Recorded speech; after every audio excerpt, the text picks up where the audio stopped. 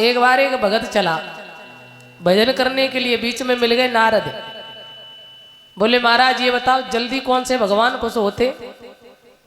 बोले भोले बाबा तो बहुत व्यस्त रहते, राम जी भी व्यस्त रहते, कृष्ण भी रहते, पर ब्रह्मा जी थोड़ा खाली रहते हैं।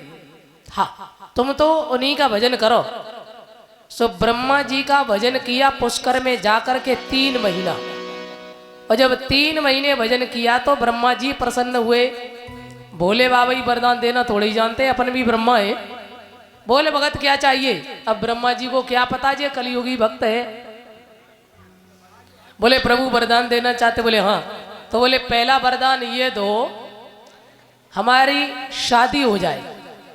ब्रह्मा जी बोले मर गए, चलो कोई बात नहीं, तथास्तु दिया।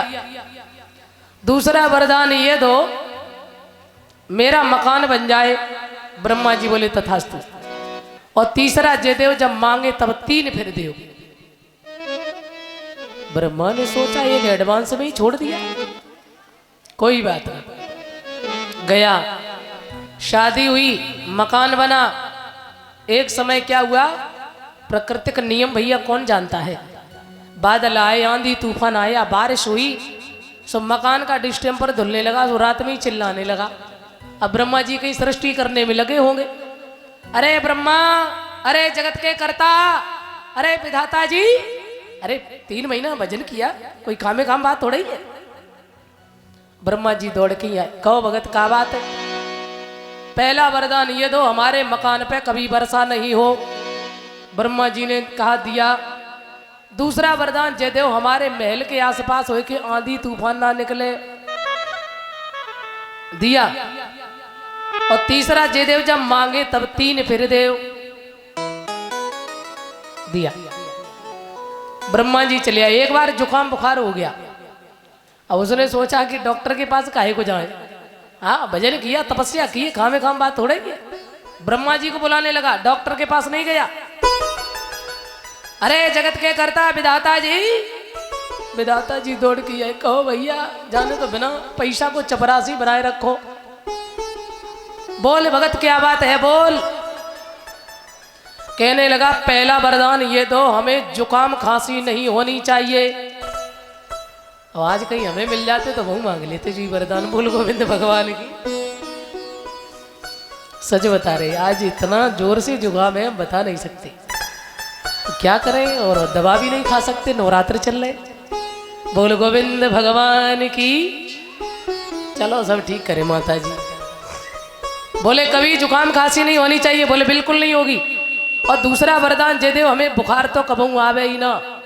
दिया। और तीसरा जयदेव जब मांगे तब 3 फिर। ब्रह्मा जी रोते हुए भगवान नारायण के पास गए, प्रभु जी बचाओ। भगवान बोले क्या? बोले ऐसो भगत पल्ले परो जाने बिना पैसा को चपरासी बनाए लो, नौकर बना रखा है। अरे उसको बुखार आ जाए तो टेबलेट नहीं मांगता है। तो बोले आओ ब्रह्मा जी ठीक करो, कोई विपत्ति आओ ब्रह्मा। प्रभु जी बचा लो। भगवान बोले तो ये कलियुगी भक्त हैं, इनसे थोड़े बच के रहा करो। जे 100 रुपया चढ़ाएंगे और 100 लाख मांगेंगे तो होश में रहो ना। हाँ, और चढ़ाएंगे पिलपिला अमरूद और मांगेंगे चांद जैसो नाती। भैया जैसा बोगे वैसा ही तो मिलेगा। बाजार में जाएंगे यहाँ ऊमसेड़ा में भागवत चल रही है और ढकेले लगी है, एक 100 रुपया किलो सेब है, एक 200 रुपया किलो। अजी 100 रुपया किलो दे दोगे बहुत का, भागवत में ही तो चढ़ाने। अब खाने होते तो 200 रुपया वाले लेते, मतलब अपने से भी छोटी कीमत भगवान की। और ये लोग करते हैं जो सबसे सस्ते अमरूद हो, भैया जय तो लेके कथई में तो चढ़ाने, हमें क्या करें, खाने थोड़े ही। राम भलो करे। अब जब नाती घर में पैदा होएगा तो बहू की चांद पिलपिलाई रही है। अब भगवान जी से हनुमान दद्दा तो कह रहे प्रभु अरे ये सब आपने क्या किया, आपने नाती तो दियो महाराज पर थोड़ी कमी कर दी क्या, बाकी चांद। तो हनुमान दद्दा ने कही याद कर ले तूने अमरूद कैसो चढ़ायो हो। तो हाँ जैसा तेरा फल वैसा मेरा फल। बोल गोविंद भगवान की। इसलिए भगवान ने कहा चलो कोई बात नहीं।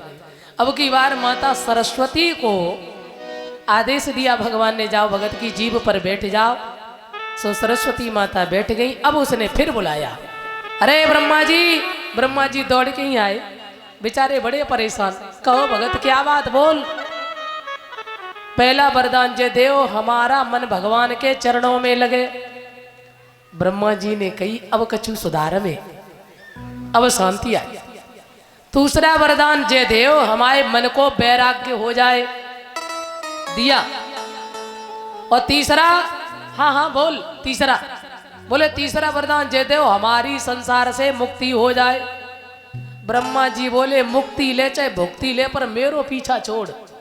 बोल गोविंद भगवान की।